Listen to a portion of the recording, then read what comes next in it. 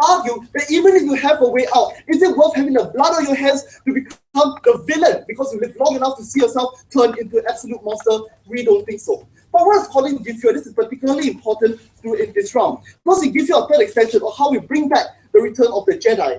Over here in opening government, the argument they talk about is that lives are lost either way on both sides, and therefore we need to do something about it.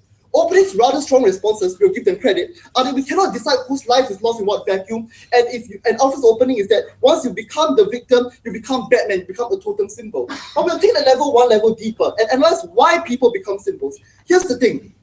Even if opening government's best case is that, everyone will kill you, IR doesn't care, the media doesn't care, states have failed you, at least we put it that you can meet your maker with a clear conscience, that you didn't just randomly take one life, Mr. Speaker, to totemize another person. Yes, Sarah, wait, sorry. Okay, so we think that if people decide that when they meet their maker, it's less important than them meeting their maker later on in life, we think that maybe there's a justifiable calculus for them to make. Sorry, I didn't finish your argument. The reason why humanity totemizes turning the other cheek, why we're okay with venerating mercy and sacrifice and not evil, is because of this. There's a certain greater legitimacy in being able to not become your oppressors. Because when you do this, Mr. Speaker, you've also tapped into a greater humanity. What we do is we bridge the veil between individuals, like the gap of humanity that exists between people behind the screen and people suffering on the ground. That is why when faced with ideas of mercy, when the ISIS people were brought to the beach and were told that we let you go, what happens is that you have people defecting from ISIS. You have voters in Israel pressurizing their government. Because when you argue that all human life is legitimate, you cut through ignorance, you cut through that level of anger versus anger.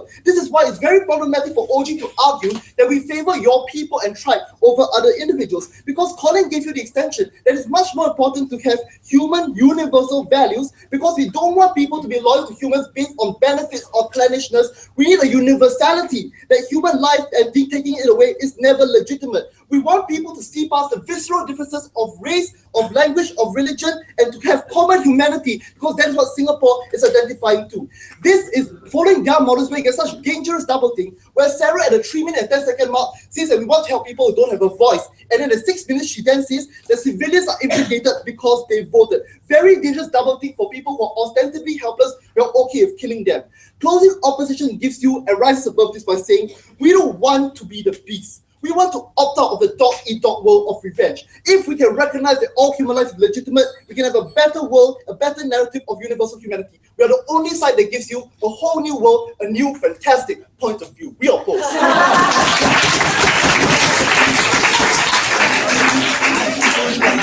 Thanks to all the speakers. Please cross the house.